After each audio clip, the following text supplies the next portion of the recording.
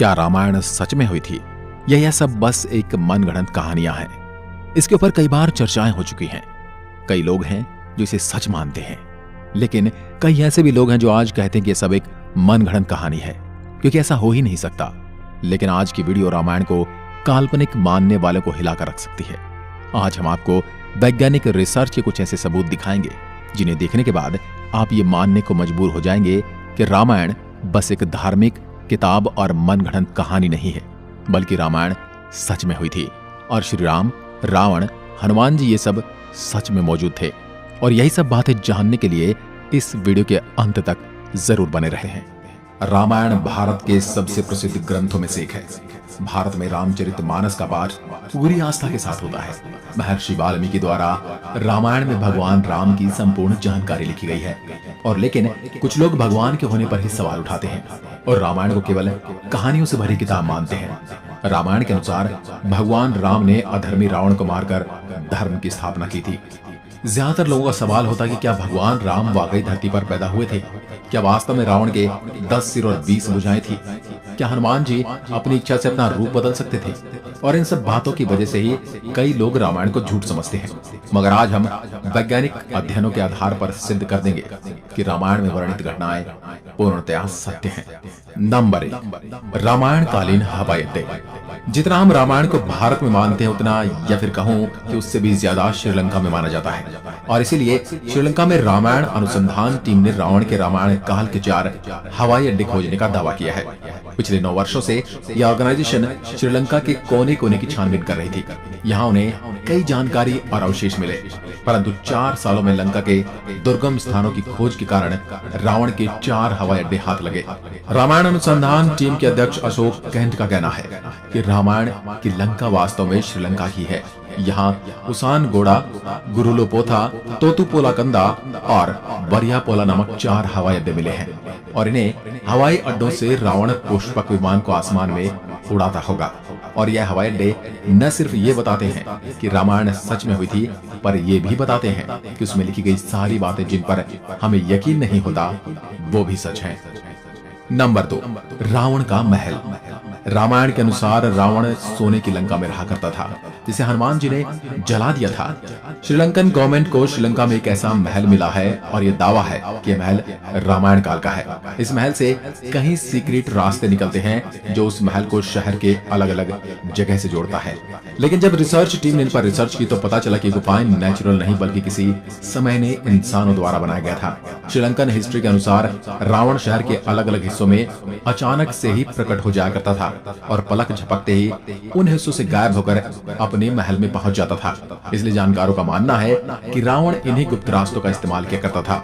अब इतने बड़े एविडेंस को हम कैसे नकार सकते हैं? नंबर 3, अशोक वाटिका के सबूत। रामायण के अनुसार रावण ने माता सीता का हरण करके उन्हें अशोक वाटिका के अंदर रखा था। कहा जाता है कि अशोक वाटिका रावण का सबसे पसंदीदा स्थान था।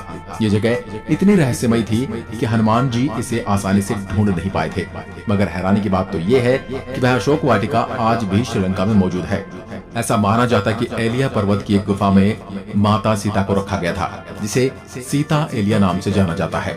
यहाँ सीता माता का एक मंदिर भी है जिसे विरांग टोक कहते हैं और वही आंगना से 10 किलोमीटर की दूरी पर है। यहीं पर सीता जी का अपहरण कर पुष्पक विमान को उतारा गया था। मगर यहाँ पर जिस बात ने सबसे ज्यादा चौंकाया वो यहाँ मौजूद पेड़ हैं। रामायण ग्रंथ में इस बात का जिक्र मिलता है कि अशोक वाटिका में अशोक के वृक्ष बहुत ज्यादा थे, इसलिए इसका नाम अशोक वाटिका रखा गया था। अब जैसा रामायण में इस वाटिका के बारे में कहा गया था, वैसा आज यह गार्डन है, जो कि इसे हम रामायण कालीन एक सबूत मान सकते हैं। नंबर 4, द्रोणगिरी पर्वत। दोस्तों, रामायण में लिखा हुआ है कि युद्ध में जब मेघनाद द्वारा लक्ष्मण जी मूर्छित हो गए थे, उनकी जान बचाने के लिए संजीवनी बूटी की जरूरत पड़ी, जिसके लिए जड़ी बूटी लाने का जिम्मा हनुमान जी को दिया गया था। तब हनुमान जी संजीवनी बूटी लाने के लिए द्रोणगिरी पर्वत पर गए थे। हनुमान जी को जब संजीवनी बूटी का पता नहीं चला तो वह द्रोणगिरी पहाड़ के एक टुकड़े को ही उठा कर ले आए। मान्यताओं के अनुसार ये वही पहाड़ है जो आज भी वहां पर मौजूद है। कुछ लोग इसके बारे में कहते हैं कि आज भी उस पर्वत पर वह निशान मौजूद है जहां से हनुमान जी ने उसे तोड़ा था। लेकिन जिस पर्वत का जिक्र रामायण में मिलता है वहां आज मौजूद है। जड़ी बूटी देने के बाद हनुमान जी ने इस पहाड़ के टुकड़े टुकड़े कर इसे श्रीलंका में फेंक दिया था। जहां जहां इस पहाड़ के टुकड़े गिरे वहां के पेड़ पौधे और जड़ी बूटी बाकी जगहों से अलग होती हैं। और सच में श्रीलंका में कई कमाल की जड़ी बूटियां मिलती हैं। श्रीलंका में हिमालय की जड़ी बूटियों का मिलना इस बात का पर्याप्त सबूत है कि लक्ष्मण जी को संजीवनी देने की घटना पूर्ण रूप से सत्य है, क्योंकि ये जड़ी बूटियों के पौधे उस स्थान पर मिले हैं जहां पर लक्ष्मण जी को संजीवनी दी गई थी, जबकि दूसरे हिस्से में इस प्रकार की कोई जड़ी बूटी नहीं मिलती। नंबर 5, राम सेतु। रामायण सच में हुई थी, इसका सबसे बड़ा प्रूफ है राम सेतु। राम सेतु को एडम्स ब्रिज भी कहा जाता है और इसके बारे में पक्का सबूत तब मिल गया जब नासा ने सैटेलाइट तस्वीरें जारी की। पैसिफिक ओशियन की तस्वीर में कुछ ऐसा था जिसे देखकर वैज्ञानिक भी हैरान रह गए। पैसिफिक ओशियन के हिस्से में साफ तौर से पत्थरों की एक लाइन बनी हुई नजर आ रही थी। जब वैज्ञानिकों ने इसे तस्वीर पर ज्यादा स्टडी की तो पता चला कि पत्थरों से बनी लाइन है। भारत के धनुषकोडी से श्रीलंका के मन्नार द्वीप तक बनी हुई है, जो लंबाई में करीब 30 किलोमीटर तक हो सकती है। पैसिफिक ओशियन में जिस हिस्से में नासा के वैज्ञानिकों के पत्थर से बना पुल नजर आया था, ये वही जगह है जिसका जिक्र रामायण में मिलता है। और अमेरिका के एक आर्कियोलॉजिकल रिसर्च टीम ने भी अपने रिसर्च में इस बात का दावा किया था कि तमिलनाडु और श्रीलंका के बीच मौजूद राम सेतु वो असल में एक मैन मेड ब्रिज है, जो कई हजार साल पहले इंसानों ने बनाया था। माना जाता है 15वीं शताब्दी तक यह पैदल पार करने लायक था, लेकिन इतना ज्यादा समय बीत जाने के कारण ये पुल अपने पूर्ण स्वरूप में नहीं रहा। वैज्ञानिक दृष्टिकोण से इस फैक्ट को हम रामायण के एविडेंस के रूप में देख सकते हैं। नंबर 6, सुग्रीव की गुफा। बाली के डर से सुग्रीव जिस गुफा में रुके थे वह गुफा आज भी मौजूद है। रामायण के अनुसार बाली ने दुंदुभी नामक राक्षस को मारकर उसका शरीर कुछ दूर फेंक दिया था। हवा में उड़ते हुए दुंदुभी के खून की कुछ बूंदें मातंग ऋषि के आश्रम के ऊपर गिर गई। ऋषि ने अपने तप के बल से जान लिया कि किसकी हरकत है। फिर क्रोधित ऋषि ने बाली को श्राप दिया था कि कभी भी ऋषि के पर्वत के क्षेत्र में आएगा तो उसकी मृत्यु हो जाएगी। सुग्रीव को राज्य से निकाले जाने पर वह इसी जगह पर आए थे, क्योंकि वह जानते थे कि बाली यहाँ नहीं आ सकता। यहीं पर उनकी मुलाकात राम जी से भी हुई थी और बाद में राम जी ने बाली का वध किया था और सुग्रीव को किष्किंधा का राज्य सौंप दिया था। और ये सारी गुफाएं आज भी मौजूद हैं। नंबर 7, राम सेतु के पत्थर। भगवान राम ने समुद्र को पार करने के लिए बंदरों की सहायता से लंका तक पुल बना दिया था। कहा जाता है कि इस पुल के माध्यम से श्री राम की पूरी वानर सेना रावण से लड़ने लंका गई थी। मगर हैरानी की बात तो ये है कि राम सेतु में इस्तेमाल किए जाने वाले पत्थर आज भी मौजूद हैं। राम सेतु पुल के पत्थर पानी पर तैरते थे। रामेश्वरम में सुनामी के दौरान कुछ पत्थर जमीन पर आ गए थे। शोधकर्ताओं ने जब उन्हें दोबारा पानी में फेंका तो वह तैर रहे थे, जबकि दूसरे पत्थर पानी में डूब जाते थे। शोधकर्ताओं के अनुसार इसके लिए एक विशेष प्रकार के पत्थर का इस्तेमाल किया गया था, जिसे विज्ञान की भाषा में प्यूमाइस स्टोन कहते हैं। यह पत्थर पानी में नहीं डूबता और तैरने वाला यह पत्थर ज्वालामुखी के लावा से आकार लेते हुए अपने आप बनता है। ज्वालामुखी से बाहर आता हुआ लावा जब वातावरण से मिलता है तो उसके साथ ठंडी या उससे कम तापमान की हवा मिल जाती है।